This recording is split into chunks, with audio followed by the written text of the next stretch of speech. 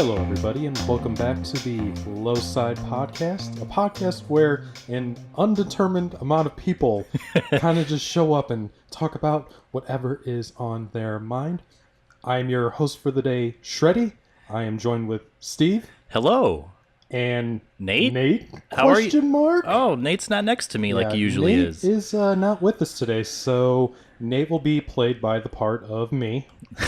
Okay. I will be doing all of Nate's duties. He couldn't be with us today. That's all right. He had some personal things to take care of, but he'll be back with us very, very soon. So, Alex, what's on today's list of topics to talk about? The first thing we'll be talking about is some current events, even though current events is kind of a relative term for us now, considering that our show is bi-weekly. But Steve and I are going to comment on some stories in the news that have been happening recently. Yes. We have the Low Side Podcast local film plug that I have started on the last episode. I have 5 films to give a short little shout out here too. We're going to be talking about Shreddy's take on Deadpool 2. Deadpool. Which, I may saw. add, Steve actually watched. Yes, I finally watched Deadpool, or a movie that watched you a guys wanted movie. me to see. I saw Avengers, and now I'm at Deadpool. Yes. Maybe next episode we'll talk about Han Solo, but that'll be Maybe. like 4 weeks from now. So. And I will also be talking about Han Solo today as well. I think Nate is going to want to talk about this eventually, so I'm not going to touch on it real much today. We'll get his thoughts here soon. Yes. So before we begin, a quick social media plug. Please follow the Low Side Podcast on our Facebook page, Twitter, Instagram, and then we are also on iTunes. Please give us a review. We could really use a 5-star review. It will help people find us in the iTunes algorithm. We're also on Google Play, SoundCloud, YouTube, and then, of course, Facebook video. So, question with all this, is all these necessary? All these different options, or is it just convenient for the listener? I think it's more convenient for the listener. Personally, I don't... Like, do you have a favorite out of all those that says, hey... If I'm going to listen to a podcast, I'm probably going to do it on iTunes, just because it doesn't require me to keep my phone open with the video, because you can't shut off the video on YouTube unless you have YouTube Red, I think it is, or YouTube Music, whatever their platform is, so you can actually, shut off the phone while you're listening. Right. And I think the same goes for Facebook video, even though I think Facebook video is currently our most popular platform at the moment. SoundCloud, we get some listeners on SoundCloud, which I thought was a little strange, because SoundCloud is just kind of our podcast hub, I guess you can say. That's where iTunes and Google Play will pull from to get the episodes. Although our episodes are only the current ones, since we can't seem to stop talking in under an hour and 40 minutes as of late. Yeah, we have a lot to say. Yeah. Okay, so then do all of those all those different outlets, do they need an account for you to listen to us? You don't need an account. If you are on iTunes, you can just go to iTunes, search the Low Side Podcast. Apparently there are a few of them, yeah. Low Side Podcasts. Yeah, there's a few. Yeah, one is a golf podcast. No, we are boring. We're not a golf channel. Nope. So please don't listen to them. Look for our logo. It is in white lettering, a black background, and also some red in there, whereas the other Low Side Podcast is more green. There's probably golf balls all over it or something lame. No, it's just the words. Maybe clubs. So it's a little... Don't listen to it. It's still a little confusing. So look for the black background when you're searching for the Low Side Podcast. Low Side. So, in current events, Steve, what do we have first?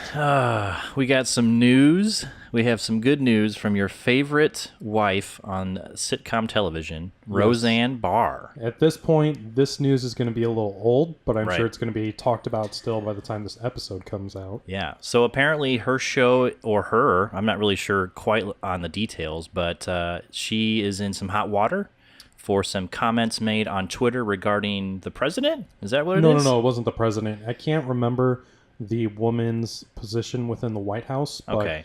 So it's still somebody, Trump's team that she's ripping on. Essentially, yeah. Somebody in the White House, she... I'll let you give your take on it. Okay. Well, what I think is weird about this whole situation is everyone obviously has their opinions on Trump and his team and the people that he's picked, whether that's good or bad.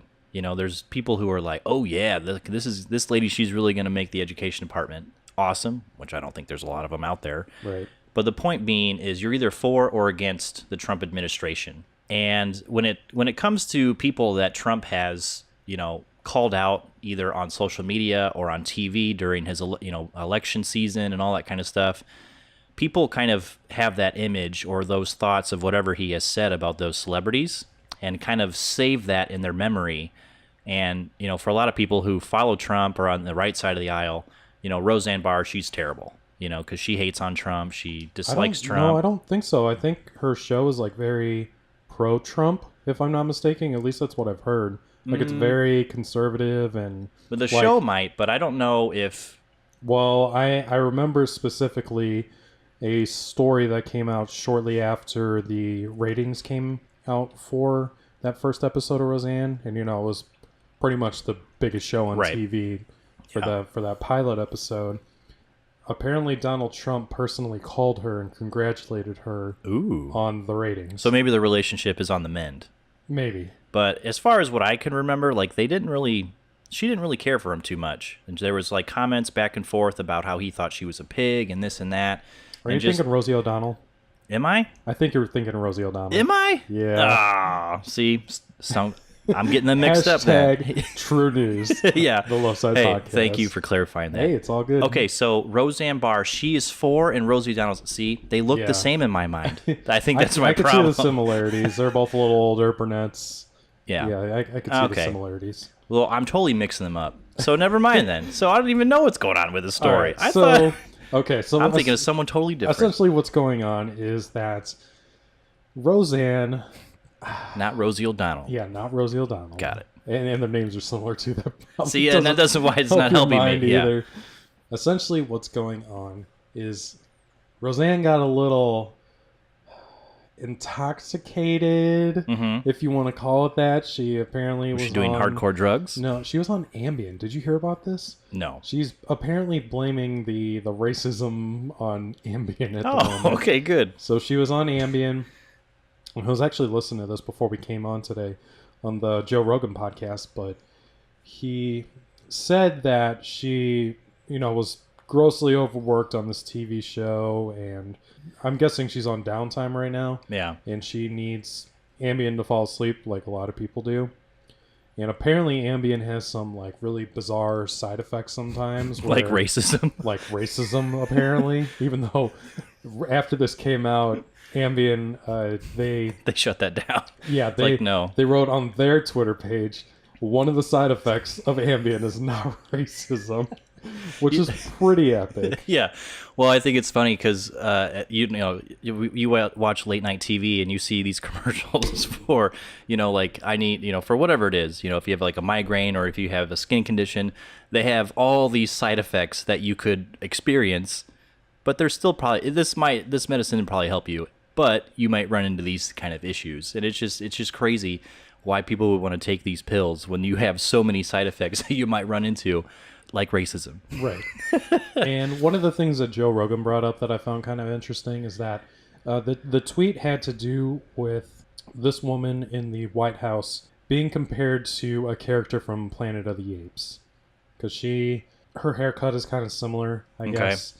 I guess that's what she was going for. Even though she claims she didn't know that this person is an African American, which, as we all know, being compared to an ape, black people is that's not good. 120% racist. Mm-hmm. So that's kind of where she stands on it right now. But my thing about it is, if you can't really blame a drug on making you racist, I mean, the racism probably just came out because of it. The racism is there. Right. The drug just helped, make you a little more open to talking. Yeah, it reminds me of when like you go out to drink, when you go out to the bars and you kind of, you're drinking too much and you're with your friends and all your feelings just start spilling you start out. To drink a little bit too much and then the truth comes out when you start to have a heart to heart with people. They'll tell you what they really feel, and that's probably what she ran into. I'm 100% with that. I'm not saying it's right for sure. Well, yeah, that doesn't justify it, but So ambient makes you said fall asleep. Yeah. So it kind of makes you kind of feel good, little woozy, Yeah. and then very similar to what, alcohol does for some people. Essentially. So yeah, okay, I could see that. But yeah, that doesn't excuse the fact that you say something derogatory like this, and Yeah, she probably should have just shut her phone off. yeah. So what's happening with her now? The show set, or the people that ABC has canceled the show as of right now. Okay. There's so much talk about what's going to happen. All of her cast members are just kind of, bashing on her right now, which Right. is kind of expected because everybody in Hollywood, as soon as something derogatory comes their way, they got to instantly defend themselves to Right. make sure that, their image Oh, that's isn't not me. put I in the didn't. spotlight. Right, I wasn't part of that. Right. Yeah, that's kind of unfortunate that all these other people have to kind of go through this. And even, any of this stuff that is going on, whether it's the sexual assault cases that are going on, it really bums me out that these people are going through this. And it also, it doesn't, I'm not saying that, it sucks for them, because I'm sure if these accusations are true or not, it sucks for the people who are involved on the other side, the people who aren't celebrities, or the people who, may have been sexually assaulted or whatever it is. But it sucks to see that these favorite actors of our country, like Kevin Spacey, like I love that guy. I thought he was awesome, and now you have this kind of like weird stigma about him.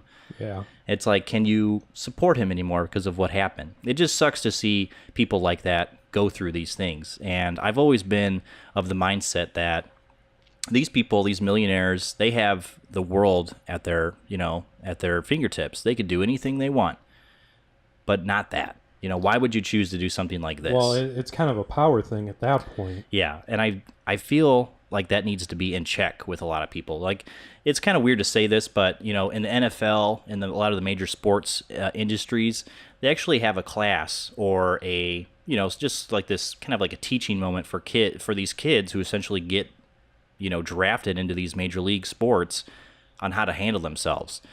Now, obviously, not all of them follow that to the T, because we've also had, domestic abuse cases and, drug and sexual assault cases in all major sports. But it's just like, they're trying to help you through this so you avoid these kind of things. It's like kind of like a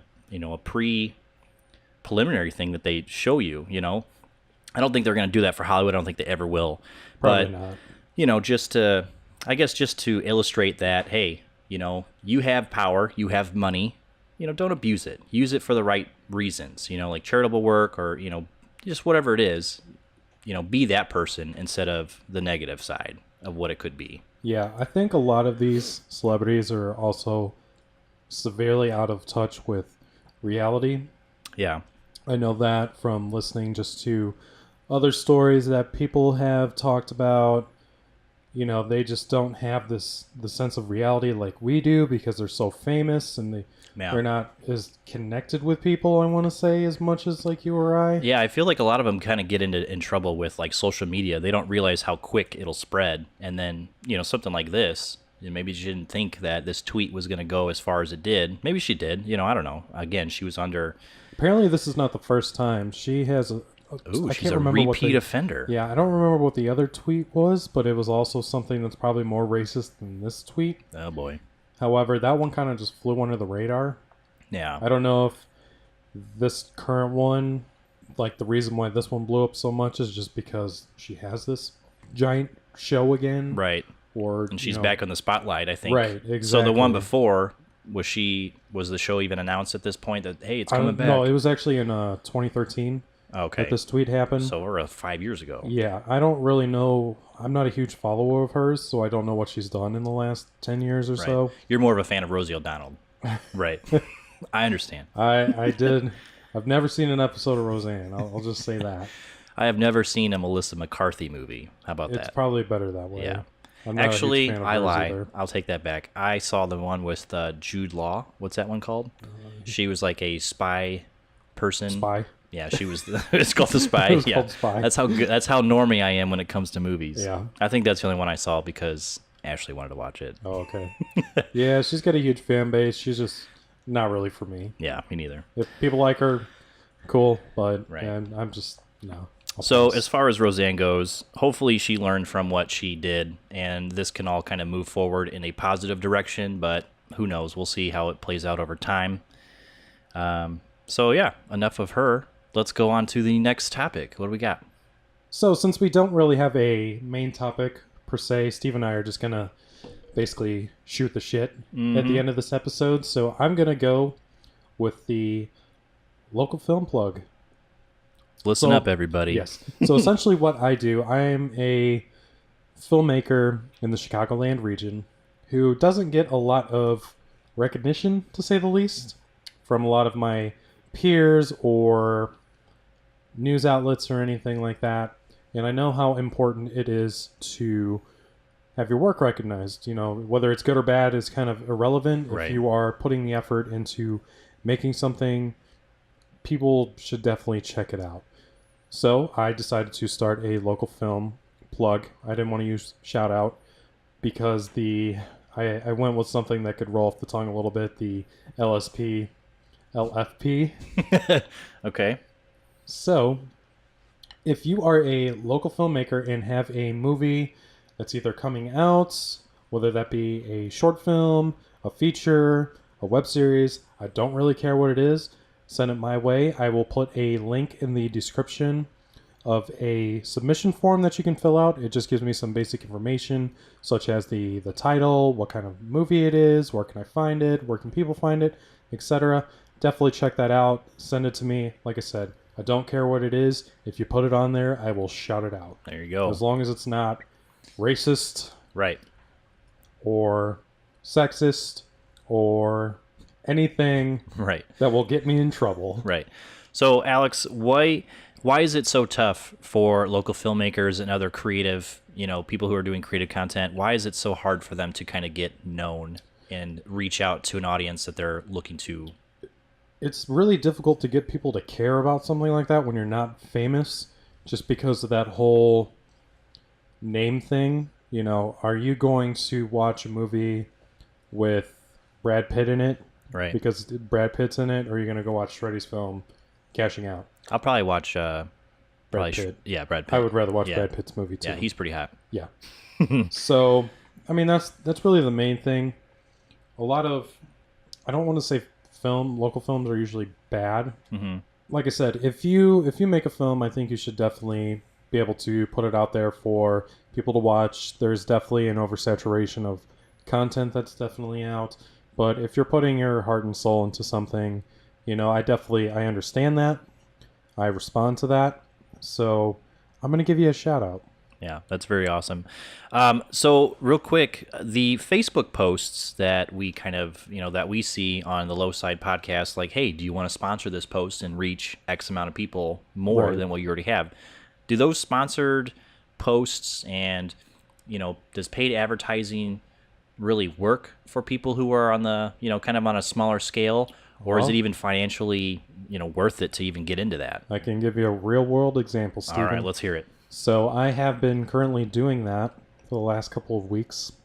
My last couple of boosted posts have not really, they've literally done nothing. I don't know what is wrong, so I have to do a little bit more research because I've been just putting $5 here and there, trying to find an audience essentially. Mm-hmm. So the first time I boosted when I originally put out the Cashing Out trailer, and it reached 5,000 people.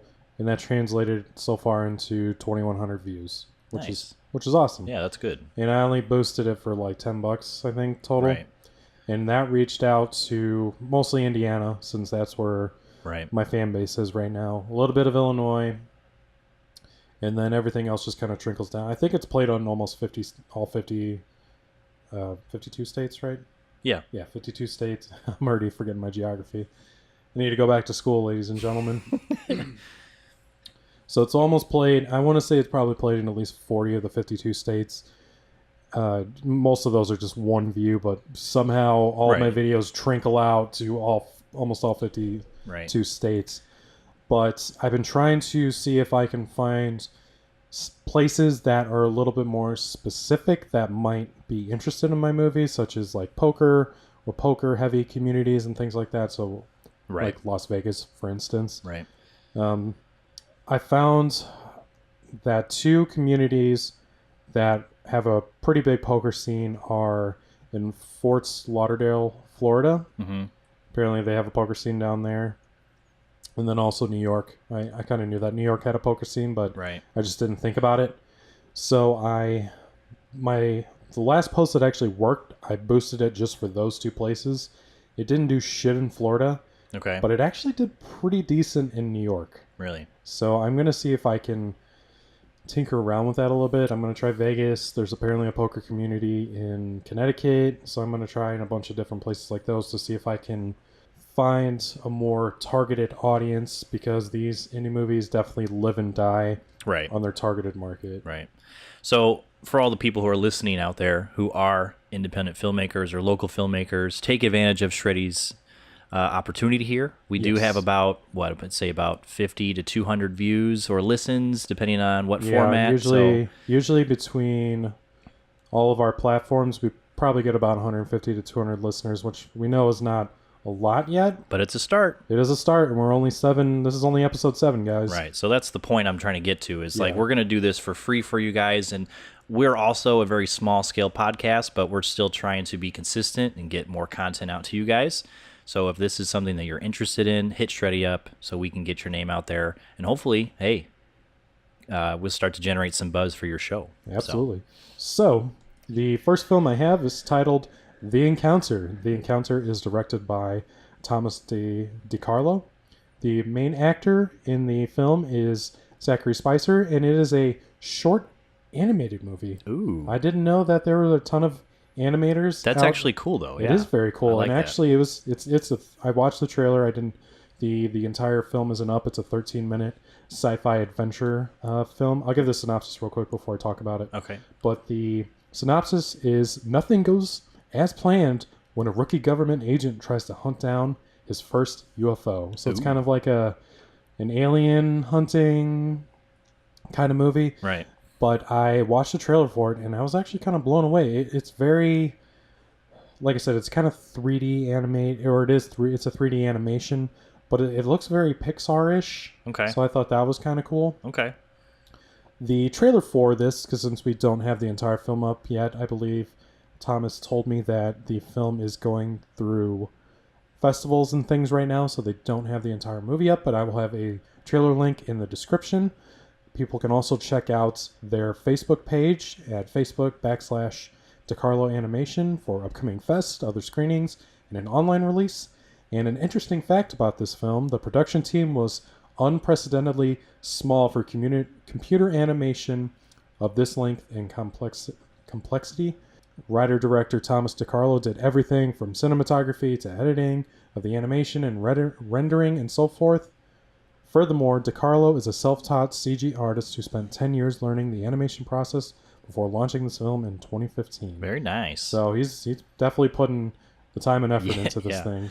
So speaking of that time and effort, you obviously know how long it's taken to film and direct and edit, Right. cashing out. Right. Is the process for an animated film worse or is it easier, would you say? Would you have any insight on that?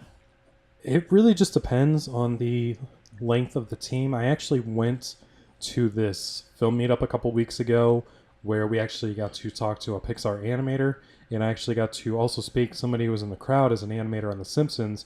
He's been an animator on The Simpsons for the last 14 years. I would definitely say it's a lot more difficult to do an animated movie because, you're doing things frame by frame. You're having to create the world from scratch, whereas I can pick up my cell phone right now and go outside and shoot something Right now and, have it come out later if I wanted to. You can't Right. really do that with an animation. You could. It would probably be shit for sure. Right. So I would definitely say it's a lot more difficult. Yeah. So I'm like I said, I was definitely impressed by this trailer.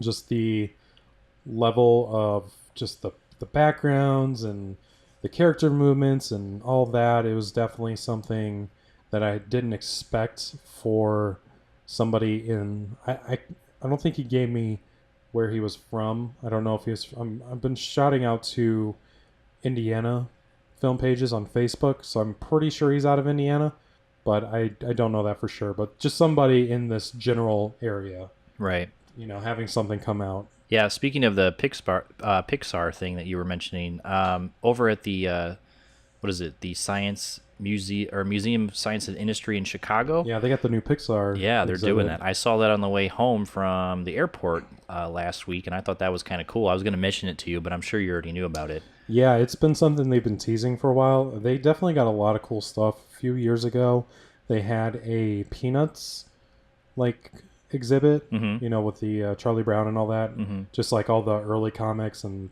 Yeah, things like that. And I loved it. yeah, it that's was pretty it was cool. amazing. Did So, has Alyssa gone? Because she's doing something like this, so right? the Pixar thing, Yeah. is it open yet? That's what I'm looking. I'm trying to see if it is, but Okay, I'm just 'cause wondering if you guys. we are definitely gonna go, but Mhm. I've just been waiting for it to open. Okay. So yeah, as soon as I know it's open, we're probably gonna make the trip out there. Yeah, we'll do some more research after the show, but Yeah, for yeah, I sure. just thought that was kind of cool. So as far as animation go, I mean, like you said, he has to kind of create the world. I mean, that also includes like lighting and shading and like physics. Yeah, one and, of the things I talked about with, I think you were here for this discussion as well, but with the Avengers, and one of the things that really helped the CG with Thanos was Mhm. definitely like the shadowing and things like Yeah. that, and just it's a crazy amount of work to get something to look real. And I don't want to. This thing is like it's like a kid's animation, so it's not like Thanos where it needs to look like it's in real life. But I mean, still getting the movements and things like that, Right. it can look It's a lot choppy. of work. Yeah, Yeah. it can look severely choppy, and I definitely didn't get that impression from this. Yeah, that's good. So real quick, just on my phone here, it says that "Let Your Imagination Fly." The science behind Pixar is now through January 6th of 2019. And then the museum hours for that are from 9:30 a.m. to 5:30 p.m. And then you get a unique look into the Pixar process and explore the science and technology behind these beloved animated films and their characters. So there you go. So, I yeah, guess that's it's pretty open cool. right now. So I'll be going very, very soon. Yeah, it's 14 bucks. Nice. There you go. Not too bad at all. All right. So moving on, the next project that I have on here, it's not finished, but it is titled The Collector, written and directed by my good friend Ben Young. Ben worked a little bit on Cashing Out, and I was actually a part of this. I shot. It's a 6-episode web series, like a mini web series. I didn't shoot an episode. I shot scenes, I believe, for 2 episodes, if I'm not mistaken. I had to fill in as the cinematographer. But anyway, getting off topic here. The Collector stars Ian Rigg, Juliana Bartucci, Xavier Reyes, Bill Jarvis, Michael Flores, and Billy Barr. It's a crime thriller. Like I said, will be 6 episodes long. We don't really have a release date or platforms or anything like that, but like I said, this is a web series. Each episode will be about 20 minutes long, give or take. But we do have a trailer, which I will provide in the description.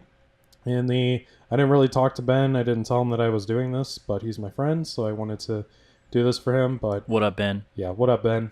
He's actually, we're going to get him on the show here eventually. He wanted to be one of the guests, so Very we'll do nice. that soon. Oh, I forgot to give the synopsis of the show. So The Collector is a story of a contracted loan shark known only as The Collector, Ooh. who works for the mysterious agency with his handler and partner, Vinny. So The Collector is sort of like he's kind of like the cleanup guy for people who don't pay their debts, Right. to say the least. Sure. I worked with a lot of people who were on this. Jimmy Peters, who plays Rich in Cashing Out. He was in the prologue, and he was excellent in that. He's excellent in everything. And like I said, a lot of people who worked on Cashing Out worked on this, so you guys should definitely check that out whenever it does come out. I will give more details on that when we actually know them. But yeah, moving on. The next... Wait, I had a quick question okay, about yeah, that go because ahead. it's a web series. Yes. Just like the podcast, you can kind of find it at different, sources, Sure. like SoundCloud or whatever. Where can you find his series? Is it just Well, like I said, it's not out yet. So we don't know yet. We don't Okay. know, but he'll have the that for us soon? potential, I would guess more than likely it'll probably be on YouTube and Vimeo. Okay. Not 100% on that. Like I said, I haven't talked to Ben. I know they're still deep in post-production like we are with Cashing Out, so I'm not even going to get Okay. into that with So him. more details to come. Yeah, more details to come. All for right, sure. cool. So the next project is it's an interesting one. It is titled Vulassic Park. directed by Tim Richardson. Maybe I forgot to write down the actor's name, so I greatly apologize if you gave me all the actors' names and I forgot to write them down. But this is a feature film. It is a parody of Jurassic Park. Oh, I heard of that before. Yes, it is 61 minutes long, and basically the synopsis is entrepreneur John Hambone has brought the ancient extinct Picklesaurus back to life on his tropical island. Vulassic Park is almost ready for an eager public to visit the Hambone to make a fortune, but the park needs the approval of some experts first, including paleontologist Dr. Gallon Grunt and Dr. Belly Tatler. Okay, I'm already sold. How do I watch this movie? I don't know if this movie is out yet. He didn't really tell me. He didn't give you? Okay. Yeah, I got the trailer in the description for sure. We got a website as well, so make sure you check that. I know it's playing in some... I think he said it's playing in some festival. I got the interesting fact that he gave me is that this is a remake of a film we shot 25 years ago in college, and some of our original actors have returned. We created it to tie with the 25th anniversary of Jurassic Park this year. One of our producers is a London actor Kieran Shaw from Lord of the Rings, Narnia, and Star Wars. Okay. Filmed in Indiana and Michigan. Like I said, if I can find some more details about the release, I will put the link in that for the description, so make sure you guys check that out if you are interested. It's definitely a parody. I'm gonna watch it. Very B-movie like. It's very goofy. I'm not saying that in a bad way at all. Right. I just, want to get you guys prepared so you're not like, hey, what is this? WTF, Sredy. Yeah. But anyway, moving on. Our next pick is a film titled Genisis. It is from director... Oh man, I'm going to chop this name up. Don't do it. Fabiola Ferral? Perfect. Maybe? You got it. Yeah. And then we also have the submitter who sent this information to me is Edwin R. Ruiz. I'm not sure if he's a producer or anything on the film, so I'm sorry that I couldn't find any information, so please correct me if necessary. But the main actors in this, it's a 13-minute drama short. The main actress is Veronica Gutierrez, as well as Blad Morano. Sorry if I'm screwing that up as well. But the synopsis is a young Mexican woman strives to overcome the limitations of her life as an immigrant. Ooh. So it's that's a deep one. It is very deep. It looked very, very well made. I have not seen the entire thing, but... Do we know where this one was shot? Did you say that already or no? No, I didn't get any information on where it was shot, per se. Like I said, I've only posted in Indiana Facebook groups, like film communities and things like that, so I want to say somewhere in this general region, but I'm not 100% sure. Currently, it is playing through film festivals, so that's the only place where you can check it out, but I do have a trailer in the description. And the interesting fact that I was given is Genesis isn't about just a woman or a Latina. They are a manifestation of each of our daily struggle between our want, need, and how our surrounding influence those choices. Wow. So 13 minutes long. Yep. That sounds like it would be, by the time you're done, you almost would want more. Just by how much story that's been packed into this. So if one of the goals of a short, if you don't have the money to make an entire feature, is if you make a real badass short, right, that could get people interested in, you expanding the story from there. Right.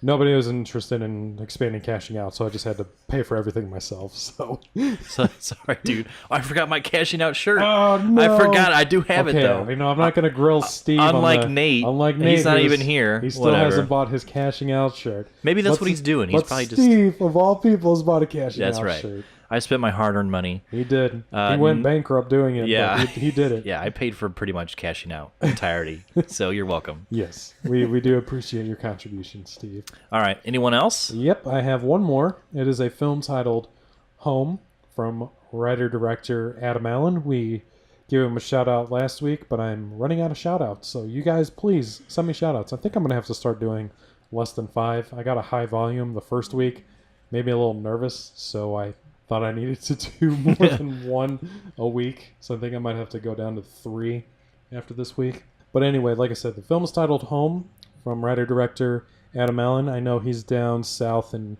Indiana. The main actors are Kelly Johnson, Alex Westrick, and Kelly Figley.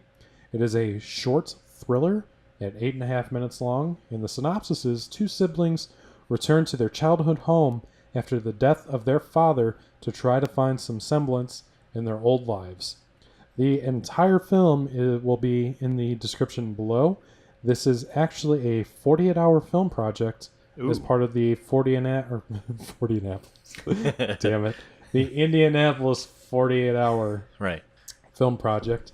I watched this, and it's really interesting, I have to say. It was very, very well done, especially... this is not really a short that I would expect to be done at the caliber that it was in the 2 days that it was done. So definitely, I tip my hat to you for doing that. I've made 5 48-hour films, and I know how difficult that is. So are the formats for the Indianapolis versus Chicago, are they very similar? They're the same. Okay, so it's the same setup. Worldwide. Okay, yeah. So I'm familiar with that through what you guys have done, like exactly. you said. Okay, it's pretty much no different. They're not going to have all the same elements that we have. That's city to city, as far as like the character that you have to have, the line of dialogue, the prop, and all that. Okay. All that's different city to city, and that's to keep the contest honest. Okay. But the format is exactly the same. Okay, cool. And you said this one was 10 minutes? 8.5. 8.5. Yep. Cool. So definitely check that out. You guys can also find this and many of Adam Allen's films at flbproductions.com. I will leave that link in the description below, but definitely check that out. And you know what? We do have one more, because it wouldn't be very smart of me to plug everybody else's stuff without plugging my own. Ooh. So, what movie is it? I want to hear. What movie is it? It's that movie we've been talking about since day one, Cashing Out. I know that movie. Cashing Out, written and directed by Alex Sredy. You guys should definitely check out the trailer right now. Very good. When will the movie come out, Sredy? Hey, Sredy, when will that movie come out? Probably before I die. I would hope. When will the merch come out? The merch is out now, Steve. Oh, where can you find your merch at, You Alex? can find the merch at bit.ly/cashingoutstore. We got all your favorite t-shirts from the movie that you haven't seen yet. Okay. As well as a hoodie and poster. What about them posters. hats? One poster. Well, Steve. Any hats? Nobody was really interested in the hat. Ooh, okay. So maybe one day. What about any signed posters or anything? Yeah. If you buy a poster right now, I will sign it. Ooh, me? Like right now? Yeah. Like I could buy it on my phone and bring it to you. I can actually, if you wanted to buy one, I got my POS set up on my phone. So you want me to swipe my card on your phone? Bro, I'm not shitting You have right it? now. I have a credit card reader at my house. Nice. What are those things called? What are they called again? Square reader. Yeah, Square, yeah. I have a Square reader. How much did that cost It you? was free. Oh, yeah. The first one, Well, you have to buy like a subscription thing, right? No. You don't even have to do that. The actual, just the little one, just so you can swipe. Yeah. That one's free, but if you want the chip reader card, which is probably a little bit more convenient if you have like a small business store or anything like that, that's $50. But pretty much the only thing you have to pay for is their fee, which I think was like 2.9% plus 30 cents per transaction, which isn't very big. Usually with my shirts, it just comes out to a couple bucks, so it's not a big deal. I have that built into the price. But yeah, I can take orders. You can take orders right now. I can take orders right now. All right, people, line them up. Let's get going. We got to support this show. We got to line up the door. Yeah, now. we have to support the podcast and cashing out. All right, we actually have to go on break now because I have to start selling all my shit. Yeah, all right. We'll be right back. The studio. No, but yeah, definitely check out the Cashing Out trailer. We don't have a release date yet. We have people looking at it, and that's all I'm going to say about it. What does that mean? They're looking at a release date? They're looking at it. So we're almost done. We're getting there. I've actually, if you guys want an update of where I'm at right now, I have officially sent off the movie to be color graded, which is giving the movie a look for those of you who remember me talking about that. So I have that being worked on shortly here in Indianapolis. And I've also sent off the movie to be sound mixed, which will also include doing the score for the film, the Foley work, which if you guys don't know what Foley is, that's basically all the sound effects and all that. And once all of those elements are in... How do you spell that? Foley? Yeah. Foley. Okay. So So pretty when much I he's a see that on the credit screen of a Foley movie, artist. that's what that is. Mhm. Cool. All right. Yep, that was actually based off. I think the guy's name was James Foley. Okay. Back in like the early, oh man, I don't remember my film history, but it was like it was when sound first came out. So I think like the early 30s or 40s. James Foley, like he was like the guy for sound effects. So essentially, they just decided to call the art of making sound effects Foley art. The more you know. The more you know. That's awesome. Yes. All right. Anything else with cashing out? Nope, that's pretty much it right now. All I have to report, and I don't have any other films to talk about. I mean, I do have other films to talk about, but When or how many views do you got now for the cashing out trailer? cashing The out new one. trailer. Yes, the new trailer has 2,100 views on Facebook and about 300 on YouTube. 300 on YouTube? Yeah, All right. it's not as much on YouTube, but that's because I heavily promoted on Facebook instead of YouTube this time. Because Right. if you look at the teaser trailer on Cashing Out, it has like almost 900 views right now. Same on Facebook video. But Nice. I did that because I knew a lot more people would watch it on Facebook. Yeah. If they were just able to watch it instantly. Instead of Everyone's clicking. ready, Sredy. Everyone's Exactly. ready. I know. We got your shirts. We I have our actually- popcorn and pop. I actually have tested the trailer inside of an actual theater. Which one? What do you mean, which one? Which theater? It was- AMC? The AMC 30 in Illinois? Awesome. No, The Navy Pier IMAX? no. Okay. But I have tested it inside of a theater, All right. and I'm pretty hyped about it. Nice. It looks good. Yeah, Nate was actually with me to watch the trailer. But where is he and I now? tested- I know, Where's he Nate? now? He could have talked about it with me today, Oh, well. but he was pretty. He's like, man, this looks really good. Good. So That's awesome. yeah, I'm So we're stoked for closer it. to a date. We're closer to a final release, and you're pretty excited. Yes, absolutely. Very nice. All right, so moving on, we're going to Shreddy's take of. Let's start with Han Solo, just because you did not see that. Yeah, I didn't And, get around to this one. Yeah, I'll give it a quick run through. You could just say 3 out of 5, and we can move on. No, I'm going to talk No? about it a little Okay. bit. I don't have a ton of notes. All right. Just because, okay, so my overall take on this movie is I really enjoyed it. I'm not going to really... This review is not going to be much more than that, but let's just jump right into it. So Solo recounts the early events in Han Solo's adulthood just before joining the rebellion. Mm-hmm. So basically what I liked about this movie, very good performances, very good action set pieces. Like, this movie was such a great theater experience, especially with the fact that I had no expectations for this movie. Yeah, it seemed like no one was banking on this movie at all. Nobody was banking on this movie. And I think a lot of that, which is pretty much my only point of what I didn't like about this movie, is I thought it was grossly mismarketed. The trailer's 100% a bait and switch. Okay. But I mean that in a good way. This is one of the rare times where a bait and switch actually works out in the viewer's favor. Nice. Because they kind of promote it as like this. Like, did you watch the trailer for it? Yeah, I saw it. So, Woody Harrelson, they make it seem like Woody Harrelson is like this leader of this group, and he's forming this team, and they're going to go rob some shit and all that. And essentially, that's kind of what the movie is at its core, but it doesn't happen like that. And it's really odd that they marketed it like that. And Alden Ehrenreich, the guy that plays Han Solo, his performance is so awkward in the trailer Right. that I think it turned a lot of people off. Right, and But that's it's what it not was like that in the Yeah, movie. that's what it did for me. And I was like, this guy's he's not what we're used to, Yeah. And that's obviously there's going to be a difference between the two characters, but you were kind of wanting something to be parallel to what you already know. And Right. that wasn't this, or it was this. No, well, okay, so my one thing about this movie that I'm going to warn people about is that you kind of have to suspend your disbelief a little bit, because there is definitely no replacement for Harrison Ford. Right. Harrison Ford is the OG. Right. He's very charismatic in his own personal way. It's very, very difficult to match something like that. Right. But I don't think that's a bad thing. Alden Ehrenreich definitely gave this movie his all.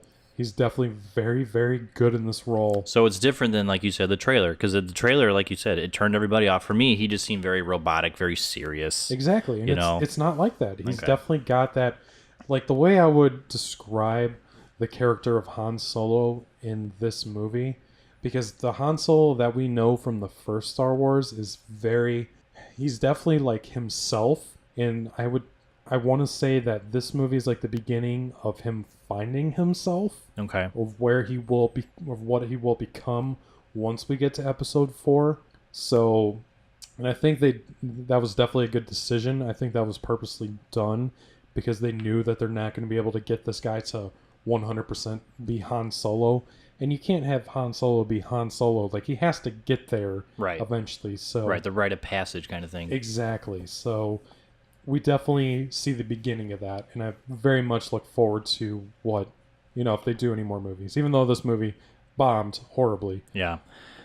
I definitely want to see it. I kind of hope that we get it on GDX, but I just don't know. Or the theater will get it on GDX format, but I don't know if that'll happen. I don't know if I want to see it in IMAX, but anyway, I go liked ahead. it a lot in IMAX, but no matter what, I think you should see it. A lot of people are complaining that this movie's really dark as far as like the picture, not Is that necessarily an artistic thing, Alex? That's what, man.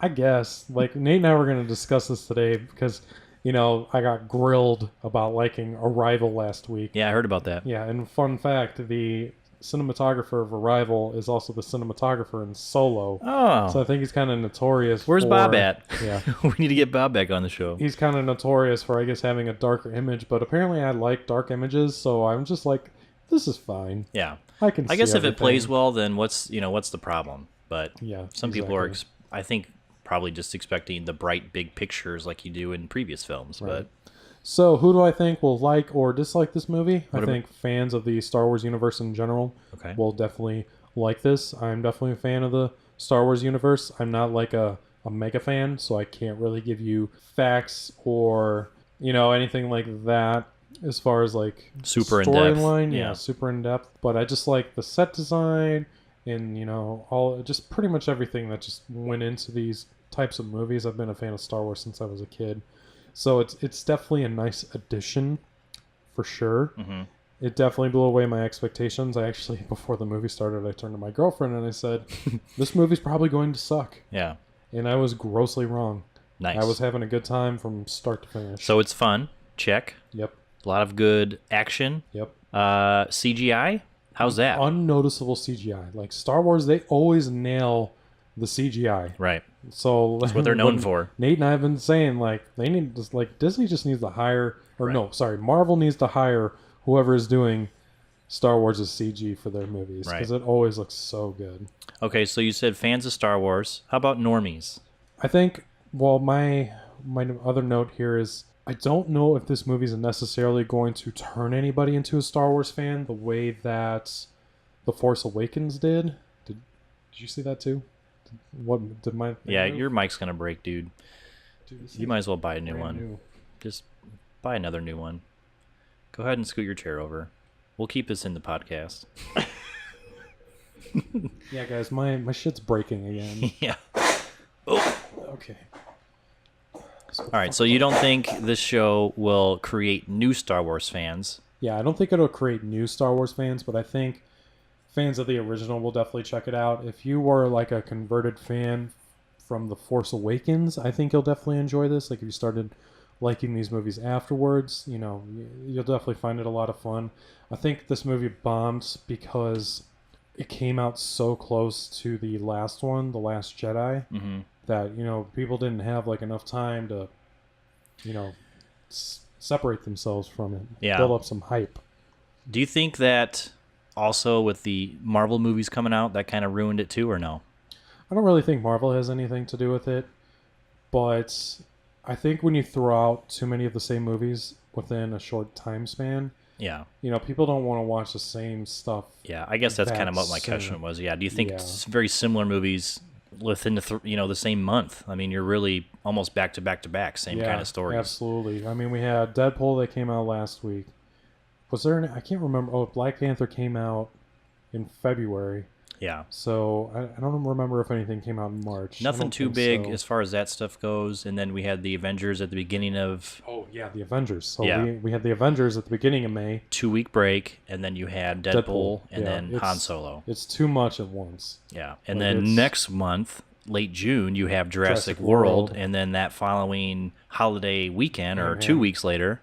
Ant-Man is coming out. It's too much at once. Yeah. I don't feel like this summer is very it's very front heavy. Like the back Yeah. end is very kind of like meh, but I think Jurassic World will probably do pretty decent because that's a little bit different at least. Right. But like Ant-Man, that one's gonna be rough. Just with Avengers still being like, I guarantee you, Avengers is probably still gonna be in theaters when that comes out. yeah, I could see that. Yeah. It's doing well still. Yeah. So if I had to give this movie a score, I'm gonna give it. Man, I didn't think about a clever score to give it. I'll give it a. How many Chewies? Yeah, I'm gonna give it 8 out of 10 Chewies. There you go, 8 out of 10 Chewies. Yeah, I definitely want to see it. It kind of,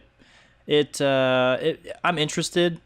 I don't know if I'm gonna follow everything, or get everything that's in the show, because I've seen all the Star Wars, but I couldn't tell you anything about anything. Here's the thing, though, is that you don't really need to know anything, because it's an origin story. It's an origins. Well, Yeah. I don't even want to call it an origin story. It's just kind of a before story. Right. I guess that was pretty much what it is. An origin story is. But do you get to it's see? definitely the beginning of a lot of things. So you do or you do not see some of the main characters in the like in the the main series. The first. There is only 2 characters from the main series in this, at least that I could point out. And then Chewie. Chewie is one of them. And is the other one a spoiler? Yes. Okay, so we won't So say. I can't say the other character. Because Chewie's in the trailer, so that just makes. Yeah. So that one was an easy one. That's kind of a given, but you learn about how they met. Okay. Which is actually pretty interesting what they did to get these 2 characters. So are these origin movies that they've been doing, were they already kind of planned out by Lucas, or are these kind of stories that have been taken from other people, like the directors of these movies, and kind of just put their own what they think interpretation of these characters, or? Well, I'm gonna give you my corporate take on it. Okay. And it's money. Right. So they know that Han Solo is definitely a beloved character. Mm-hmm. So why not, find a way to make an entire movie about him? Why not kill him off in the most recent, and then let's talk about where he came from. Exactly. The next time it comes out. Exactly. All right. So definitely we're seeing 8 out of 10 Chewies. Yeah, 8 out of 10 Chewies for sure. All right, cool. So we'll check out Han Solo. All right. Oh, Chewie. All right, what's the next movie you got? The next movie is Deadpool 2. Oh, I saw this one. He saw it. I actually saw it. Yeah. I did see this one. I was actually down in Florida for 2 weeks prior to this recording of the podcast here today. Which is why he was not with us on the last. That is correct. That's why Bob filled in. And Bob, good job, sir. Thank you for filling in. You were a pleasure to listen to, along with the guys. But yeah, as far as Deadpool goes, I did see it in theaters. I saw it down in Florida. And, from what I can remember from the first one, I didn't get a chance to rewatch Deadpool, the first movie, but it had a very similar feel. And absolutely. I don't know if that was good or bad. I don't, like I said, I don't remember too much from the first one, but I just felt like I was watching the same movie. I didn't feel like I was missing out on anything. Like if I didn't see this one, I wouldn't have been upset. I guess that's kind of how I take it. That's what's going to bring me into I guess we're going to start with things that we didn't like then. Yeah. Is that I felt that this movie was definitely a lot more unmemorable than the first one. Mm-hmm. Like the first one was, we never had a character like this as far as superheroes. Yeah. So he was definitely unique. A lot of his humor is definitely toilet humor for sure. Right. And I went back and rewatched it, and the jokes didn't hit for me as much as they did the first time. So I guess that's my age is showing there a little bit. However, the movie is memorable for sure. Yeah. And this movie is just like Steve, he nailed it right on the head. It's more or less more the same. Yeah. It just felt like it was copy and paste. There was a few sections that I thought were like really funny that I liked, especially some of the fight scenes where, he kind of made a Batman reference and, just other various small quibs that he threw out during his battle scenes and just throughout the movie. Like, I thought some of them were good, but overall, like you said, the jokes weren't as good. And yeah, I get a butt joke or a penis joke every once in a while, but it was throughout the whole movie, and it just gets stale after a while. I didn't really care for any of that. Yeah. I don't want you guys to get the wrong opinion. This movie is definitely entertaining. Funny. Yeah, it's funny. It's 100% entertaining. It's just not... There's something missing. Yeah. And I think it's just because... I know this movie had a lot of production trouble, if I'm not mistaken. It didn't do very well at the test screenings. Mm-hmm. So I know they reshot a lot of things. So I'm going to guess during that process, they probably tried a lot of stuff that was new. and it didn't end up working. So they Right. probably just went back to the formula Mm-hmm. way of doing things, which is really unfortunate. I don't regret watching it. It's a lot of good action set pieces. If you love the character, there's a lot of good jokes, even though they don't always stick. Right. But I mean, Yeah. one of my favorite parts of this movie is Josh Brolin as Cable. Yes. Because, Josh Brolin is just killing it this year. Yeah, he's making tons of money. He's also got Sicario later in June, Yes. which I think is going to be awesome as Yes, well. But Sicario this will be guy, excellent. man, so he plays Cable in this movie. So Cable, he's not the perfect villain. He's I kinda want to say boring. his backstory is a little bland. Mhm. I'm glad that they tried to give him a bit more depth than most villains, but I think just him in general, like Josh Brolin, just has this presence that's just very intimidating Right. and very overpowering, and I think it works very well Mhm. for this character. So I can definitely appreciate that effort, but So what is Cable's kind of backstory, if you could summarize it real quick? well, his Because I don't know. if I remember correctly, because I'm already starting to forget this movie, which is not a good sign, Yeah. by the way, because I thought about Avengers for weeks, and I don't ever think about superhero movies for weeks after they come out.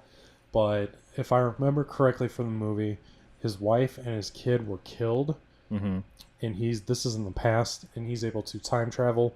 He travels to the present. Oh, yeah, that's what I did. Yeah. So basically, the plot of the movie is that Cable goes forward in time, and he's trying to kill this mutant kid who gets a little bit of taste of power, Right. and he's trying to use that power for evil. Right. He doesn't know how to handle it. Right.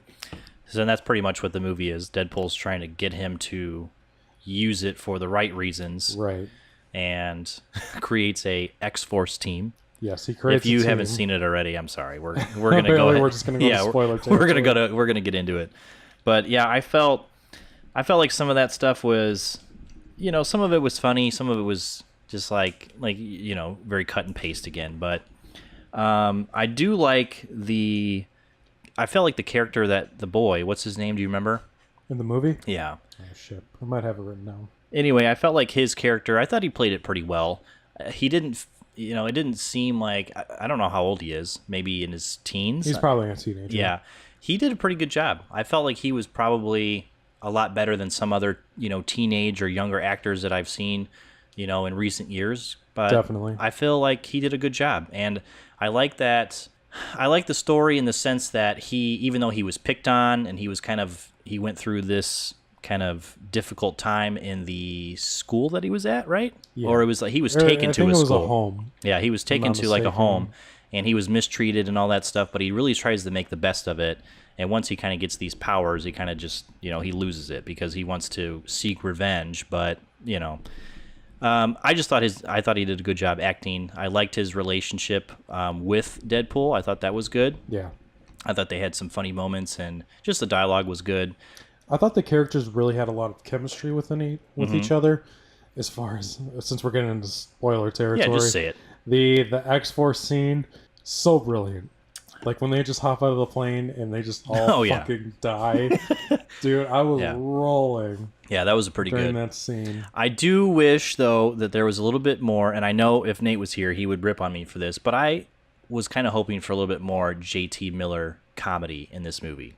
I'm not sure who JT Miller He is. was he's Oh, him. yeah. Sorry. That's his name, right? No, not JT. Is TJ? TJ Miller? You Yeah. got it backwards. So I just thought he was hilarious. Like in the first one when they're ripping on each other, when he's the bartender. I mean, he's still the bartender in this one too, Yeah. but I felt like the jokes were just hilarious between him and Deadpool. And in this one, it didn't do it for me. And I think that's why I didn't like it so much, because I really enjoyed his character in the first one. He's definitely he's kind of a one-trick pony, Yeah. but his one trick generally works if you're into his type of comedy. Right. The insults and that kind of stuff. Like I like that kind of humor. Like the comedy roasts. When you're able to make fun of somebody and kind of insult them. Like that stuff to me is funny, and they had that in the first one. And in this one, it didn't really hit for me. So Yeah. I don't know if you noticed, but I can't remember the character's name. The one that was invisible. That you really couldn't tell if he was actually there or not. Or if it was just empty space. Right. Apparently that was played by Brad Pitt. And he shows up in the movie, but I missed it. It's like a brief second. Really? Yeah. I'm gonna have to go back Yeah. and watch just that scene. Well, I watched it unfortunately at like 2:30 in the morning because Oh. of some reasons we won't talk about. But it was basically kind of just like a, hey, let's watch it. You know, let's see what's going on. So we did, and it was just. So if there's a Brad Pitt scene and I missed it, I'm not surprised. Well, I watched it at a normal hour and I still missed it. Yeah. So don't feel So bad. don't feel bad. All right, cool. So anything else that you liked about the movie? Nope, that's pretty much it. Yeah, I felt the same. I felt it was just kind of like an average show. Very, like we've already talked about, cut and paste. It's a real one and done. Yeah. It's not. It does not have the rewatchability like the first one does. Yeah, I feel bad for him. What's the main guy's name? Ryan Reynolds. Ryan Reynolds, yeah, because even though he makes fun of Green Lantern, you know, like you made it, kid, you finally made it to the Those big. end credit scenes were pretty good. Yeah, they were good, and those were probably better than the movie itself. I mean, I know those are all just blurps and jokes and stuff, but I felt like the credit scenes were, you know, more entertaining than the movie, and that's not good. No. So I don't think this one's. Do you think they're gonna make a third one, or you think we're done here? A lot of rumors that are going on is that they're gonna, since we began with X-Force. Oh yeah, one thing I did want to say, the girl that plays Domino. Yeah. A+. Yeah, good pick. A+. Yeah, I think we can all agree that was a good choice. Yes. So keep that up. If Yes, we have please. a Deadpool 3, Please continue that yeah, story. let's do that. Yeah, Juggernaut. Nah, I don't know. Oh yeah, I was like Juggernaut. Oh yeah. Yeah, the pretty character. bad. Yeah, CGI for him was not very good. Yeah. I didn't really care for him. And then Cable was cool. I liked him. I'm trying to think of the other characters that were in the movie that were Peter. I thought he was cool. The Yeah. guy with diabetes. Okay. Yeah. he was probably. What are you? Why are you important to the team? Well, I have diabetes. Yeah. All right, you're on. I just showed up. Yeah. Your hat said to come. Yeah, exactly. All right. So how many X-Forces would you give this this movie, Alex? I will. Well, wait. I'll give you that here in a second. I Right. want to talk about who will. I think we kind of touched on who will like and dislike this movie. This one is not for kids, Right. but it is Oh, yeah. 100% targeted for kids. Definitely geared toward teenagers with the toilet humor. Right. I don't feel like the toilet humor was as bad as in this one as the first one. I could have just missed some things, but that's definitely my take on it. I don't think this movie is going to convert anyone new, so just like the Solo movie, but Solo was actually very solid versus this movie, whereas I think a lot of people, they went into the first one, so they were just going to automatically carry into the next one, Right. which is fine.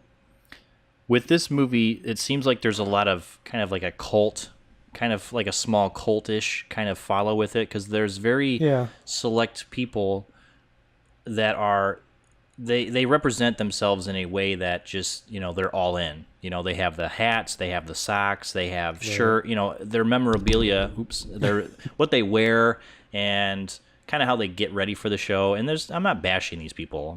We're not going there. But I'm just saying it just has a very small amount of people do this, but when the ones that do it, they're all in. You know, and it just kind of feels like it's got a cult kind of following. You know, there's definitely a cult following from the comic books for sure. I think the first one did as well as it did because of how unique it was. Mm-hmm. Whereas this one, it's kind of like, I've already seen it. I don't need to see it again. Right. It's kind of like, you know, the one-trick pony thing. Mm-hmm. I've already seen this movie. Why do I need to watch it again? Yeah. So I think that's why a lot of people, I mean, it still did very well, but it made less than the first one did. Right. Opening weekend. Oh, wow. And it was made for, the first one was made for half the budget. Dang. Yeah. So I think people just kind of watched the first one, enjoyed it, but they were just kind of probably done with it after that. Yeah. I don't know. But Yeah, from what I remember, the ending of the last one was just kind of, and this one too, it kind of just dragged out. There was just a lot of was a lot longer. Just extra, almost just BS. It was just stuff that didn't need to be in it. But I think it was about 20 minutes longer than the first one. Yeah. So, I don't know. So that's What else? Yeah. Any other thoughts? That's pretty much my overall thoughts on everything. If I had to give it an X-Force scale rating, yes, I'm gonna give it a 7 out of 10. 7 out of 10. Maybe even a 6.5. Yeah. See, I'm at the 6 even level. It's definitely, I'm giving it a positive score for sure, but I'm giving it a lower positive score. Yeah. All right. If that makes sense. So what's the next movie we need to check out, Alex, do you think? The next movie that I'm at least excited for, June has got some pretty solid bangers coming out, at least stuff that I'm looking forward to. I was actually going through Rotten Tomatoes this morning. I will be checking out the movie Adrift tonight. That is more of my girlfriend's pick than mine. And what's the drift about? It's kind of like a Lost at Sea movie. Oh. It's like a love story. Oh gosh. I guess. Not really looking 3 forward out of 5. to it. Yeah, probably. But I'm going to check it out. All right. Next week, we have this movie called Hereditary that comes out. It is a horror movie. Okay, not going to see Apparently, it. it's supposed to be super spooky. Really? Nate and I will be talking about it for sure. Yes. I know you will not be joining us on that. Whatever. That's you don't like the spooky movies. I'll probably be here for it, but I won't have anything to say. Right. All right, so Hereditary. I will be watching Incredibles 2 when it comes out. Okay. I'll be seeing Jurassic World. And there's one more movie that comes out in June. I can't Sicario. remember. Oh, Sicario. Yeah. June that's 29th, it. yeah. Sicario. Yeah, we're going to end our June on a bang, Yeah. to say the least. So I'm looking forward to that. So a lot of good movies coming out this month. Hopefully, they're actually good. Yeah. All right. So moving on to our main topic, which is we don't have a main topic. Steve and I are just going to talk a little bit. Yeah. All right. So speaking of going down to Florida and, just other things that I kind of witnessed while I was on my leave for work last 2 weeks, you definitely get a sense of culture when you go somewhere else. Yep. Obviously, like when you go on vacation, it's a little different because you get a small snapshot of what places are like. But you're essentially living out there for a couple weeks. Yeah, I was there for 2 weeks. You're not there for fun. Yeah, I was working. I was engaging with the community and the surrounding businesses and cities and things like that. So it was very, very different from up, where we're from, up in Northwest Indiana. So one of the first things, though, you notice while I was down there in Florida is everyone is chill.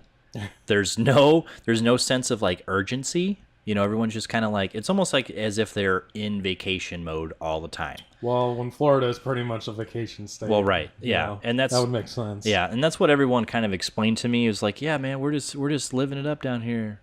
Like, we love it. What's the rush, man? And I'm like, okay, cool. I'll got shit to do, yeah, right? I'm over here like, I need to go eat this burger because I work in 10 minutes, but you're still like, Hey, man, just be late. Yeah, they're It's cool. chopping. Yeah, everyone. So that was one of the big things that I noticed was that, the mindset, the culture, work ethic, and, we're not making fun of anything. We're not saying that any of this is bad or wrong. This is just his observation. Just observation, right. And this is just what I noticed for those 2 weeks. But yeah, everything was just a lot slower, a lot more chill. I will say though, the driving was beyond my comfort zone. People are you're getting off like, the ramp there to actually get onto the highway from like a normal city road. You jump on the highway there and there are people doing 90, 100 miles an hour. And it's crazy. Like, you feel like they're missing out on something. Which is very ironic considering everybody's in chill mode. Right. And that's what I was saying. I was like, man, if half the people down in Florida, worked as fast as they drove, it'd be crazy. Everything would be getting done. They're probably trying to compensate for the time of things that they don't do. Like, we got to get there real fast so we can do nothing. Right. Hurry up and wait. Yeah, exactly. Yeah. So, that was those are some big things that, that stood out to me. Obviously, if you've been to Florida, you know how humid it is, but you also know how much sunshine you get, how much warmer it is during the winter months. So there's a lot to be said that are positive with Florida, but those are kind of the biggest two things, I guess, dealing with people that I noticed. But the humidity level was always 60, 70%. Yeah. I mean, it rained I was there for 2 weeks, and it probably rained about 8 or 9 of those days. Yeah. And it was just, and the people who I was working with had said, yeah, it's not like this. Usually it's sunshine and 80 degrees all the time. What did you do? Like, it's my fault coming down from Chicago. They're like blaming it on me. But I'm like, where I come from. In your wind. Yeah, I know. I was like, where I come from, it's 72 right now and sunny. Like, I'm loving it where we're at. We're just finally getting into warm weather. People are doing stuff outside. And they're like, yeah, I had a barbecue last week. Like, I had all my friends over for a grill out. I like had my barbecue in January because we can do shit like that. Yeah. So, I thought that was kind of cool. Those are just, just different, again, culture and, mindsets that are like that. So where have you been on vacation or elsewhere that you kind of noticed? Like, you've been to Vegas. How is it at Vegas? Is it very similar to here in the Midwest, or is there a different feel altogether over there? It's hard to tell because, the tourist atmosphere is definitely a lot different Right. than living somewhere like there, because when I went to Vegas back in November 2017. Mm-hmm. Apparently some dickhead behind us has Yeah, his got a very muffler loud, fell off. Yeah, his muffler fell off. So apologies for that. All right. So anyway, Yeah, so when I stay on the strip, everybody's moving. It's very hustle fast. bustle. Yeah. Yeah. I don't know if it's like Midwest hustle and bustle, because we're pretty Midwesterns are very notorious for working fast and things like that. Whereas when you go to a community like Florida, it's going to be a lot different. I've also been to Florida. I haven't really noticed the chill aspect of it. Maybe because when I'm in Florida, I'm just trying to be chill too. Whereas if you're going there to work, it's a lot different. Right. So I don't know. I haven't really observed anything like that. Yeah. I would say it's fair to, that's a fair, statement, just because if you're not there for work or whatever, you have a different mindset also. You're probably just going with the flow. Right. So there's no real, comparison between here and there. That was one thing, though, I did notice that people were able to pick up on where I was from very quickly while I was at work. They noticed, hey, you're always kind of on the go. You're a lot, again, no offense to anybody, but you're moving a little bit quicker than these guys over here, or, your focus is different. And they've noticed that. And I'm like, how can you tell? And they said, well, just, look at this person. They're doing half of, they're doing the same job, but at half the speed. And you're already 3 people, past that first one that you had. You know what I mean? Which is really interesting. Was that more with the staff on your guys' crew, or was that within the management as well? It's a little bit of both. Because most of the management, I thought, came from around, or is it pretty much just new? one person? Yeah, is from up north.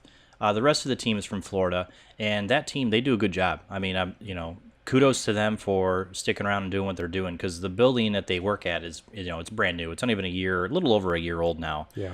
But, it's just it's a mindset, it's a culture difference, and with the customer base down there, they're pretty much, that's what they expect though too. Like there's no, hey, there's no urgency from them. They're very chill. It's very strange, because that's, for those of you who don't know, we're not going to expose where we're from, where we work, but we work within the movie theater industry, and this theater that Steve went to go work at, they get a lot more business than the theater that we work at. Right.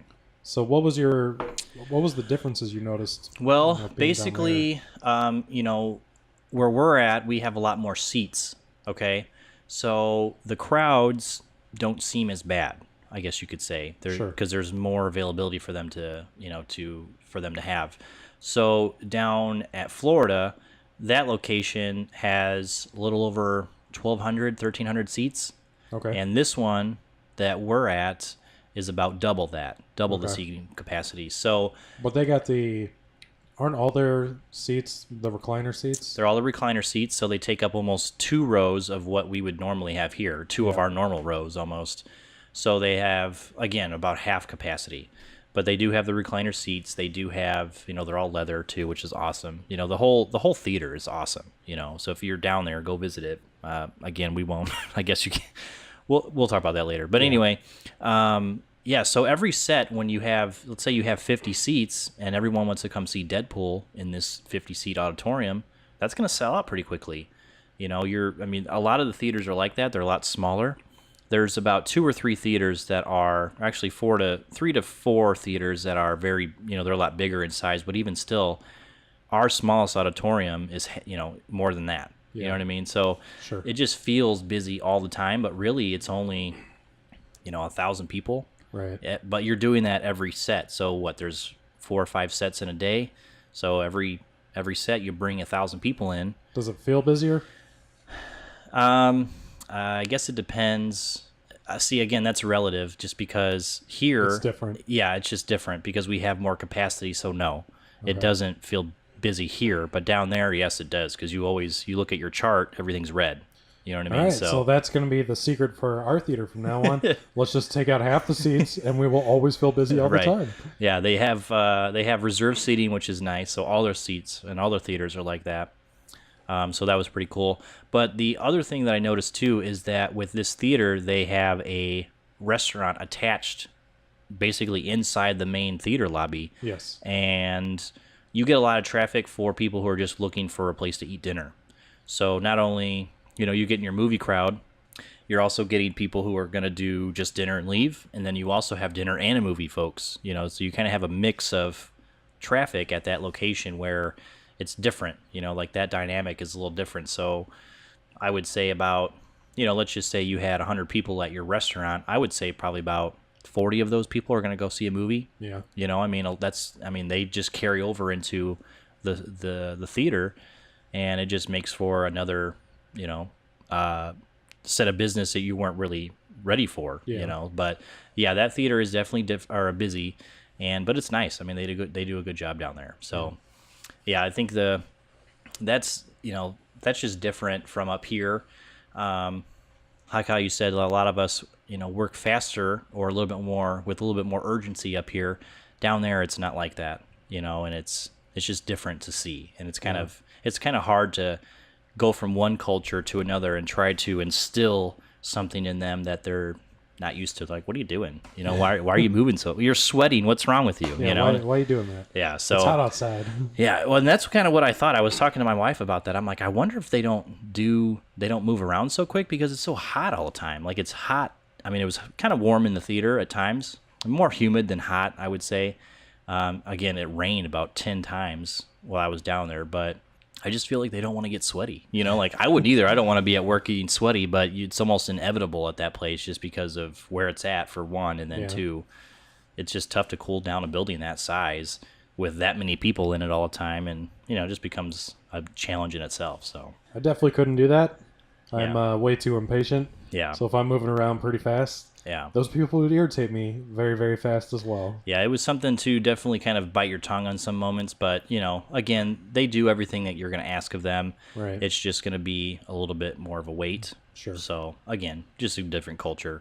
But I have noticed, so back to, kind of like driving in, different areas and parts of the country. Like around here, we drive slow, but we work fast. And, it's opposite of Florida. And I remember going to St. Louis. It's very similar. I feel like they drive a little bit faster, probably like in the 70s, 80s, pretty consistently. Yeah. And I know that's kind of what it is down here too, but there's a lot more people. I would say the majority of the people down in St. Louis area drive a little bit quicker than we do around here. But the other thing too was like accents, y'all. Hey, y'all.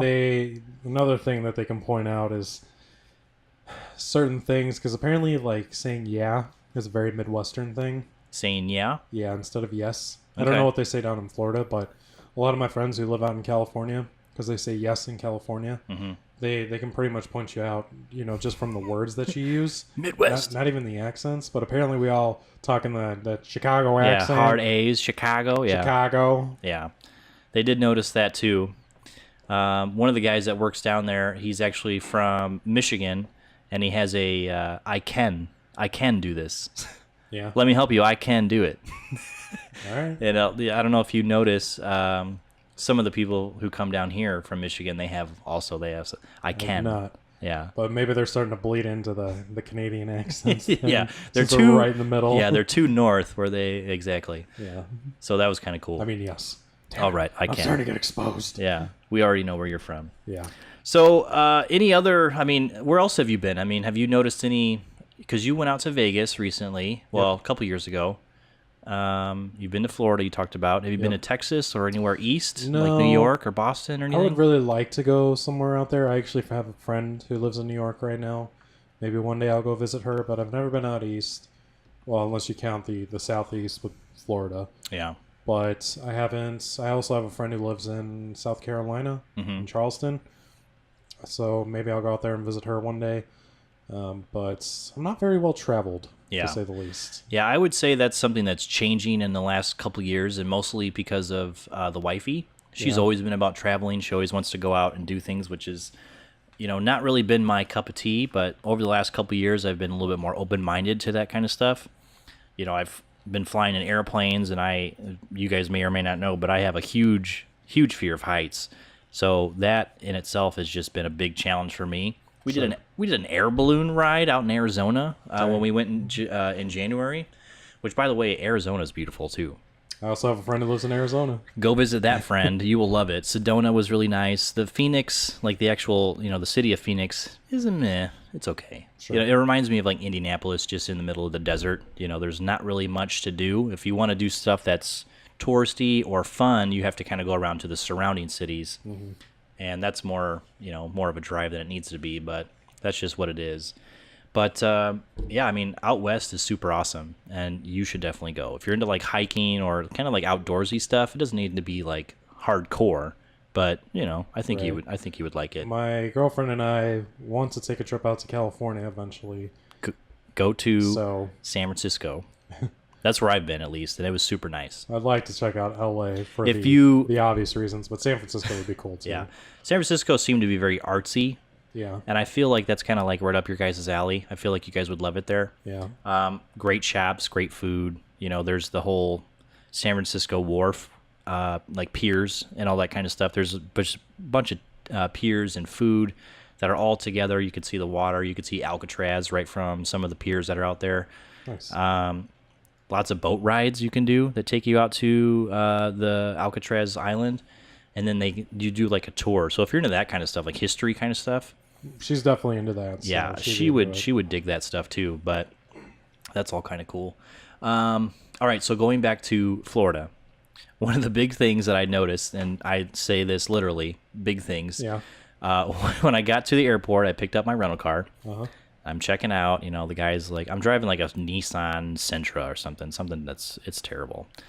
It's good on gas though, so I'll say that. Sure. But anyway, so I get on the highway and we're going down the street, and I'm kind of getting into the main city where I'm going to be staying for 2 weeks. And as I turn the corner, I'm kind of like I'm on the highway, and there's a bunch of trees to my left and my right. And then as you kind of get through them, the whole sky kind of opens up, and then to my right, there's this huge Confederate flag. I mean, it is just flowing. It's just like, we love the Confederacy, and I'm just like, man, this is a real thing down here. So I post that on Facebook, and some of my Ashley's cousins who are from Florida, they say, yeah, it's a thing. It's something, they're like, welcome to the South. That's basically what they said. So while I always kind of saw that stuff on the news and, through social media, it's not that I didn't believe it, but it's just not real until you see it. Right. Because around here we have like the little flags, like maybe the guy down the street, he likes the stars. I'm going to support things, but just not loudly. Right, exactly. He's very quiet about the stars and bars and all that stuff. So down there in Florida, they're very open about it. And there were just huge flags. I mean, that was right off the highway. I mean, you have thousands of people driving down that highway, and they're just like, oh, there it is. There's the Confederate flag. So, yeah, that was just kind of like an eye opener. I don't know. It was different. I'm not saying anything was bad about it. It was just I don't see that as often up here. Yeah. Than I did it out in Florida. So Sure. that was a thing. When you went to Florida, what'd you think of the food?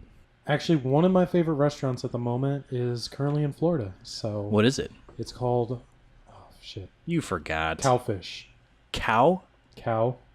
Fish, It's okay. a place that specializes in Cowfish? burgers and sushi. Ooh. Which I know is a weird combo. I don't eat sushi, Okay. but man, those burgers So, are fantastic. okay. So beef and seafood mixed? Yes. No, not mixed. It's Okay. one or the other. Okay. So you get either a seafood kind of like sushi burger. It's not even a burger. I think it's just straight up sushi. Okay. So you either do sushi or you do the burger. Huh. Or you could probably do both. I don't know. Like I said, I'm not interested in sushi, so I didn't really pay attention You should to try that. it though, man. I don't like fish. Well, that's fine, but I feel like when you're in these areas where like it's like super fresh, try it. Like you could literally they're What if probably the beef was fresh? It tasted fresh. well then that's good. But you're literally right by the ocean. I mean, they're out there skipping it out and bringing it to the store, and you're over here, I'll just have a burger. Maybe one day I'll be adventurous, but I'm not planning. You on it gotta anytime live your soon. life a little bit, Alex. Yeah, Shreddy's gotta live on the You might as well edge. just went to McDonald's. I mean, that's pretty much It's what. probably man, going to Vegas, one of the hardest parts of being down there, and I wish I would have planned this a little bit more, was the food. Like, I'm just like, let's just see what's around. And there wasn't a lot of things around where I stayed Okay. that weren't fast food. Okay. Like, I'm going back to burgers. Apparently burgers are just my yeah, thing. that's your go-to. When I go on vacation, which is weird because, like, when I go to restaurants, I never eat burgers. You get the steak, right? I get steak or chicken or. Oh yeah, tell us about like that $100 steak you got. Oh man, or was it? So, I forgot how okay, much. Go ahead. 4 years now. When I went to Vegas, I won what became the cashing out script. I wrote a short. That's where it all began in Vegas. Called Double Down, and I won. It wasn't an award. It was an honorable mention award. So I went to Vegas and I was able to accept the award and whatnot. But the hotel I stayed at, Circus Circus, had this really famous steakhouse called the Steakhouse. Super fancy place. I'm surprised they didn't have a dress code because we came in like casual jeans. Were you wearing flip-flops? T-shirts. No, I don't wear flip-flops. But I decided, I was trying so desperately not to go to this place, but the group I went with was like, let's go check this place out. And I'm like, shit. So I went there and I got a $50 porterhouse. Oh, wow. The bill ended up being like $75, which is the most I've ever spent on myself. And then your tip, so you were at about 100. 75 altogether. Oh, okay. Yeah, after the tip and all that. Yeah. There's a lot of places in Florida that, because my wife, she came with me the first half while I was there. We were there for, like I said, for 2 weeks. Yeah. The first half, she was with me, and we were kind of just doing sightseeing and then kind of checking out the area. And we go to dinner, and we're looking, we find this nice mall, has all these different restaurants around it. And then we get to this one, like Asian steakhouse. I'm like, this is going to be awesome. Like, let's go check it out. So we walk in, it's packed. There's people everywhere. I mean, just the place just smells delicious. Like, like an awesome steakhouse. Right. So, the bartender, like, it's kind of cool because, like, they had the hostess there, right by the front door. And then 3 or 4 feet to your left or right they're already seating. Like, there's tables everywhere. And then maybe about 10 feet from there is the bar. I mean, it's a rectangle-shaped bar. Everyone's up there getting drinks and stuff. But the bartender, he goes, "Hey, do you need a menu?" I'm like, "Yeah, let's see what you got." So he hands it to me, and it's in one of those, like leather-bound, 3-inch thick. You're going to spend some money when your menu's in leather. Yeah. So it's like leather and wood. I'm like, oh, this is nice. Like I'm touching it. I'm like, this is a nice menu. I think I might like this place. Yeah. So I open it up. Your first selections are your wines. And I'm just like, okay, $35 for a glass of wine. All right. Maybe that's just the wine. So scroll down some more. You get into beer. It's about $8 or $9. I'm like, okay, I can do that. Then I get into the appetizers, $12 or $13. And then I find what I'm looking for. I'm looking for wasabi steak. Have you heard about that before? I believe Juan and I have touched about it. But I do have a steak story that I will get into. So wasabi not wasabi, Wagyu. It's called Wagyu. Yeah, my bad. My story was Wagyu. My bad, yeah. So Wagyu is what I saw. It was Asian Wagyu. And for an 8-ounce cut of Wagyu steak, it was like $88. Yep. And no joke. And I instantly just sticker shock because I'm like, around where we're from, they say we have Wagyu, but I'm sure it's just like prime rib. That's like, whatever. I think it's more of, it's not really the same cut, but I understand what you're saying. Yeah. Though. So $88, you get like 8 ounces of it. And I'm just like, man, like I might do this, because I'm not, all my expenses are being paid for. So I'm like, should I do this? Should I dive in and try it out? Long story short, I didn't get it because of that. I mean, just that price alone, I'm going to be spending at least $200 by the time I'm done because, right. She's with me too. And she's like, oh my gosh, look at this, look at this. So we skip out on the Wagyu, but that is still on my bucket list of foods to have is Wagyu. I had Wagyu when I went to Florida the last time. You have a Chicago accent when you say it. I know. Wagyu. Wagyu. Da bears. Da Wagyu. Yeah, exactly. All right, so what's your story? I was wasted and I had Wagyu and it was awesome. For real? Yeah. Okay, so you were shit-faced and you still don't, you remember it then. Oh yeah, I wasn't that drunk. Okay, I was saying drunk, that is that drunk. Yeah. I would say I'd be missing out at that point if I was wasted and eating a $100 steak. I don't think that steak was $100. Okay, I think it was probably more in the 30 to 40 range, maybe. So it's got to be like a. See, that's what I'm from. Oh, shit, it's one of the chain restaurants. Around. You said Chicago? No, it was in Florida. Oh, okay. I mean, it's probably in Chicago too. I can't. Oh man, I cannot remember. Bonefish. Okay. So you heard of Bonefish? Yeah, I know them. Yep. Okay, so they had it there. Okay. So I'm like, my brother's. For those who don't know, my brother's becoming a chef. Right. So Apparently a pretty good one, yeah. is from what I hear. Yeah, he works at Monteverde in Chicago. Nice. Which is like a higher scale Italian restaurant. Shout out to Taylor. Yeah, shout out to Taylor. But anyway, he's told me, like, I asked him what this was. He's like, you should try it. It's like a very tender sirloin-ish kind of steak, but it's, a lot higher quality meat. So I'm like, okay. So I tried it, and it was awesome, and I loved every bite of it. Yeah. And see, that's, like I said, it's on our bucket list, and there's a few of the casinos in our area. Apparently they have Wagyu, and it's actually from, from Japan or wherever it's from. Yeah. I'm not really sure where it's at, but basically it's just a cow that's been massaged while it's obviously living, but it's a pampered animal. Right. And then the meat is just super tender. It's got a lot of marbling on it. And if you're not sure what marbling is, it's just the white, that's in your steak, the white colored part of the steak. And it just makes for a really tender cut of sirloin, or steak rather, but it's got a price tag because, one, it's been pampered its whole life. So someone's got to do that.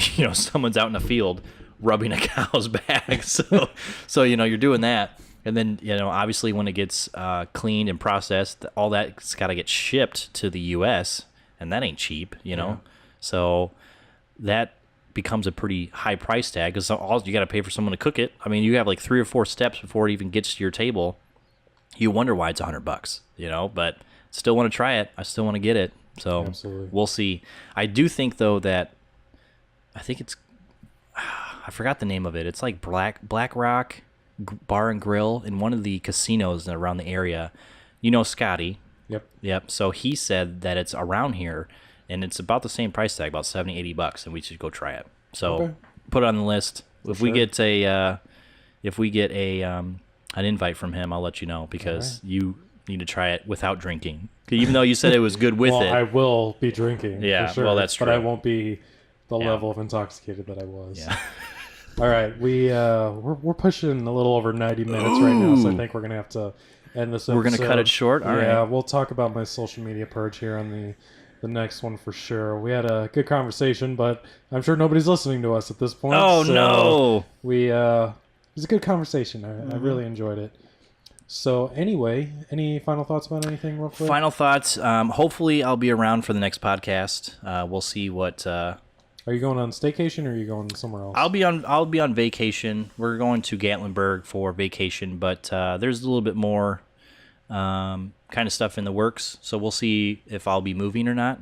So yes. Spoiler alert. Spoiler alert. Yeah. So Nate suggested we should start doing the podcast via Skype. So we'll try and see if we can figure that out. Yeah. Our thing was, I told Nate yesterday, Steve's just not going to do the podcast anymore. Yeah, I'll be in Bob's basement doing beer reviews, right, as you guys heard last episode. Exactly. So, yeah, that's pretty much it for right now. But, Alex, close it out for us, man. All right. So, again, thank you guys for listening. Make sure you give us a like on Facebook, or more of a follow us on Facebook, Twitter, Instagram, as well as subscribe to us on iTunes, Google Play, SoundCloud, YouTube, and, again, Facebook video. I am the host for today, Sredy, and I've been joined with Steve. Have a good night, guys. And Ghost Nate. Very good. Very good. Thank you guys so much for listening to this episode of the Low Side Podcast.